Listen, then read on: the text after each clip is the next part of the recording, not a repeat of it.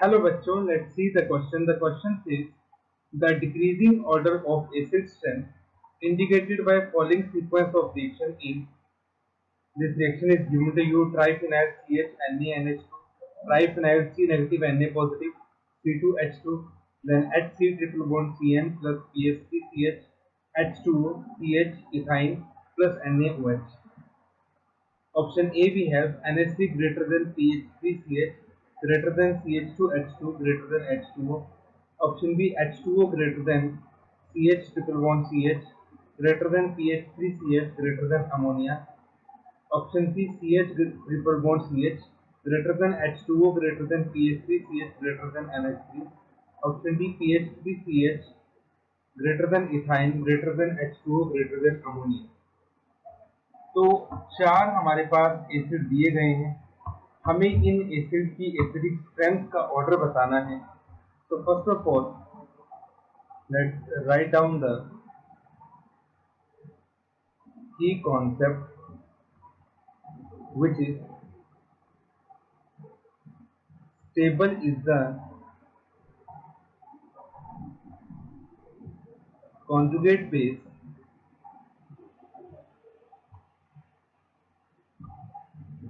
high is the strength of acid।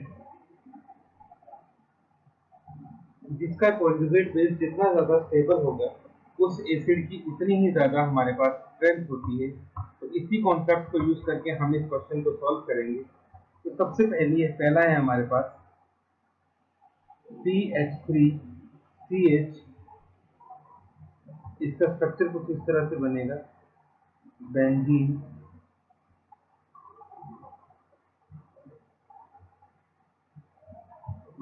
CH।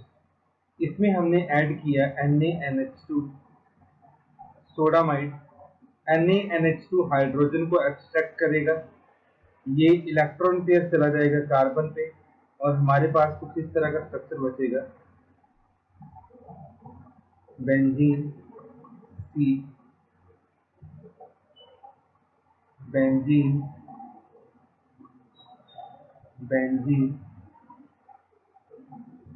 C-। अब ये जो कार्बे एनायन है, ये कार्बे एनायन इस बेंजीन रिंग के साथ भी रेजोनेंस करेगा, इस बेंजीन रिंग के साथ भी रेजोनेंस करेगा और इस बेंजीन के साथ भी रेजोनेंस करेगा। So due to high resonance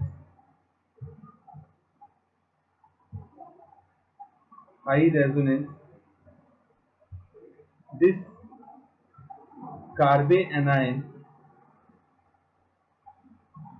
is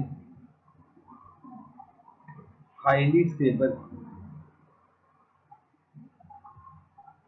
और क्योंकि ये हाईली स्टेबल होगा मतलब ये जो एसिड होगा ये काफी स्ट्रॉन्ग एसिड होगा।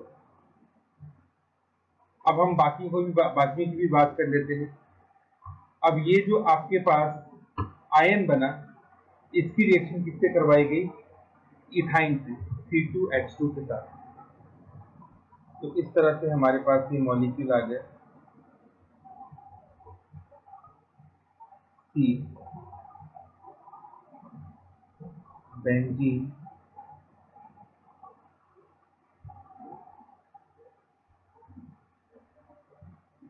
नेगेटिव Na और इसकी रिएक्शन करवाई गई इथाइन के साथ, C ट्रिपल बॉन्ड CH। अब यहां से ये H निकलेगा,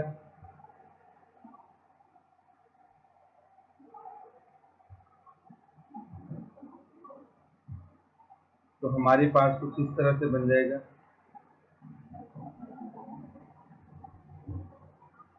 CH और प्लस साथ में क्या बन गया, HC triple bond C negative Ne। तो हमने यहां से देखा जो HC ट्रिपल बॉन्ड CH है, इसका जो बेस है वो हमारे पास कुछ इस तरह से बन रहा है, नेगेटिव। अब यहाँ पे ये जो कार्बन है ये sp हाइब्रिड है and we know sp hybrid carbon is highly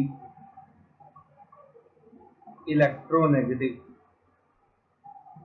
क्योंकि इसमें S कैरेक्टर ज़्यादा होता है तो ये बहुत ज़्यादा इलेक्ट्रोनेगेटिव होता है।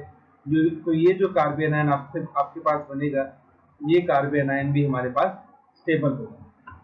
अब नेक्स्ट रिएक्शन में ये बात कर रहा है कि ये जो हमारे पास बना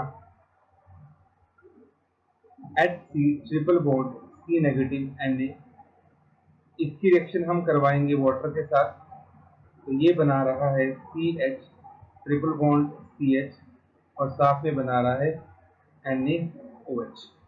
तो जो वाटर है, वाटर टूट के बनाता है OH minus plus H positive.